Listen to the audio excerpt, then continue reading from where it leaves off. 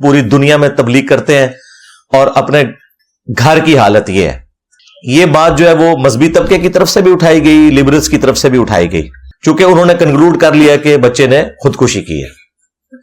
میں کہتا ہوں جی یہ مقدمہ درست بھی ہو کہ اس نے خودکشی کی ہے, تب بھی کسی شخص کو اس کی اولاد کی وجہ سے یا اس کے قریبی رشتہ داروں کی وجہ سے تختہ مشق نہیں بنایا جا سکتا. قرآن میں واضح یہ فتویٰ ہے, وَلَا تَزِرُ وَازِرَةٌ وِزْرَ أُخْرَى, کوئی بھی بوجھ اٹھانے والی جان کسی دوسرے کے اعمال کا بوجھ قیامت کے دن نہیں اٹھائے گی. یہ قرآن کا واضح فتویٰ ہے. اگر اس قانون کو مان لیا جائے کہ کسی شخص کے برے اعمال کا ذمہ دار اس کا والد ہے, تو اللہ تعالیٰ نے سورہ ہود کے اندر سیدنا نوح علی نبینا وعلیہ الصلوۃ والسلام کے بیٹے کا ذکر کیا کہ وہ تو حالت کفر میں مرا. الٹا جب نوح علیہ السلام نے اس کی سفارش کی تو اللہ تعالیٰ نے بڑے سخت الفاظ استعمال کیے کہ مجھ سے اس چیز کے بارے میں سوال نہ کر جس کے بارے میں تیرے پاس علم نہیں ہے, اور تو جاہلوں میں تو شامل نہ ہو. تجھے تو پتہ ہے کہ وہ تیری اولاد ضرور تھا, بیگوٹن سان تھا, لیکن اس کے اعمال وہ نہیں تھے, کفر کی حالت میں مرا. تو نوح علیہ السلام کو کوئی بلیم نہیں کر سکتا کہ ان کا بیٹا کفر کی حالت میں مرا تو اب وہ مجرم ہے.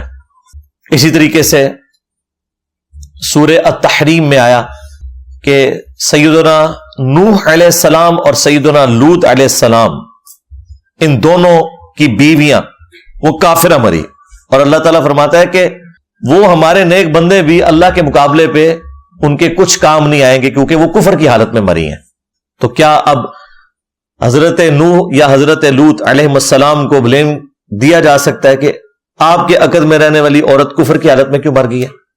تو یہ بالکل نان سینس اپروچ ہے کہ کسی شخص کی برائی کا وبال اس کے والد کے اوپر ڈال دیا جائے. ہاں اللہ نے جج کرنا ہے کہ تربیت کیا کی تھی, وہ اللہ کو پتا ہے, لیکن ونس کوئی کام کر لیتا ہے نا تو اس کو آپ کسی کی تربیت کے ساتھ جوڑنے کا کوئی رائٹ نہیں رکھتے. یہ اللہ کا اور بندے کا معاملہ ہے. تو یہ بالکل غلط اپروچ ہے جو لوگوں نے اڈاپٹ کی. اس طریقے سے اگر آپ کرولریز بنانا شروع کریں تو اس کا کوئی اینڈ نہیں ہوگا. لہذا علمی پوائنٹ نمبر 1 میں ہم اس چیز کو سختی سے کنڈیم کرتے ہیں کہ کسی بھی شخص کی برائی کا وبال اس کے والد کے اوپر یا والدہ کے اوپر ڈال دیا جائے. ہر شخص اپنے اعمال کا جواب دے قیامت والے دن خود ہے. اسی طریقے سے آپ دیکھیں قاتلین حسین کا جو سرغنہ تھا وہ سعد ابن ابی وقاص رضی اللہ تعالیٰ عنہ, فاتح قادسیہ جنہوں نے پرشین امپائر کو گرایا سیدنا عمر کے دور میں رضی اللہ تعالیٰ عنہ, ان کا بیٹا تھا عمر ابن سعد. اب کوئی کہہ سکتا ہے کہ بھئی عمر ابن سعد کی یہ تربیت کی ہوئی تھی سعد ابن ابی وقاص نے؟ نہیں, وہ اپنے اعمال کا خود جواب دے. اور یہاں تو یہ مسلمان بھی تھا. چلیں پیغمبروں کے کیس میں تو میں نے آپ کو ایکسٹریم کفر والی مثال دی, یہ تو مسلمان تھا لیکن وہ اپنے اعمال کا جواب دے خود ہے. اور اس کے کرتوت اس طرح کے سعد ابن ابی وقاص کو اپنی زندگی میں نظر آ گئے تھے, لیکن وہ کیا کر سکتے تھے؟ دعوت ہی دے سکتے تھے, نگاہ مار کے اس کا دل تو نہیں بدل سکتے تھے. ہاں یہ بابا ہی کر سکتے ہیں. ہاں دیکھیں ہر چیز سے یہی رزلٹ نکلتا ہے کہ انہوں نے آپ کو جھوٹا دین بتایا کہ جی وہ بزرگ جو ہے وہ نگاہ مار کے دل بدل دیتے ہیں. بھئی پیغمبر تو اپنی اولاد کا دل نہیں بدل سکے, سعد ابن ابی وقاص تو اپنے بیٹے کا دل نہیں بدل سکے, تو باب دشاہی کوئی نہیں. ہاں ہر چیز سے یہی رزلٹ نکلتا ہے کہ باب دشاہی کوئی نہیں. حتیٰ کہ صحیح مسلم میں آتا ہے کہ سعد ابن ابی وقاص کا بیٹا عامر بن سعد کہتا ہے کہ وہ اپنے کھیتوں میں تھے, اتنے میں ان کا یہ دوسرا بیٹا عمر ابن سعد اونٹ پہ یا گھوڑے پر سوار ہو کے سامنے سے آیا.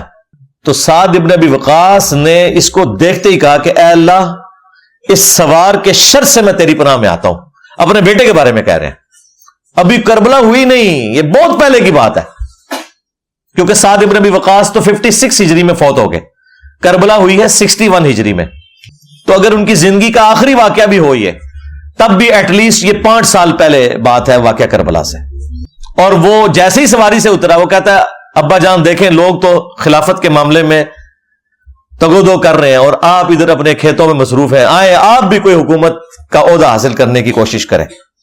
تو حضرت سعد ابن ابی وقاص کو غصہ آتا ہے, وہ اس کے سینے کے اوپر گھونسا مارتے ہیں اور وہ کہتے ہیں کہ اللہ تعالیٰ کو وہ شخص پسند ہے جو متقی ہو، دنیا سے زہد رکھنے والا ہو اور گوشہ نشینی کی زندگی گزار دے.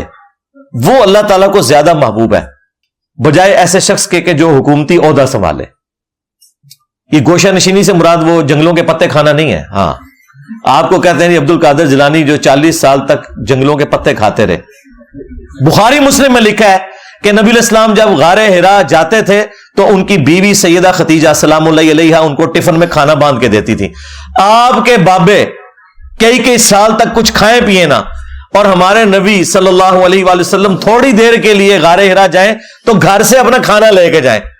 تو پھر ہم یہ کہنے میں حق بجانب نہیں ہے کہ میرے نبی سا ہے ہی کوئی نہیں، تیرے بابے تھے شاہ ہی کوئی نہیں. اس کا مطلب جھوٹ بولا ہے تم لوگوں نے. ہر واقعے سے، ہر آیت سے، ہر حدیث سے یہ رزلٹ نکلتا ہے کہ نبی کے جیسا ہے ہی کوئی نہیں، بابے تھے شاہ ہی کوئی نہیں.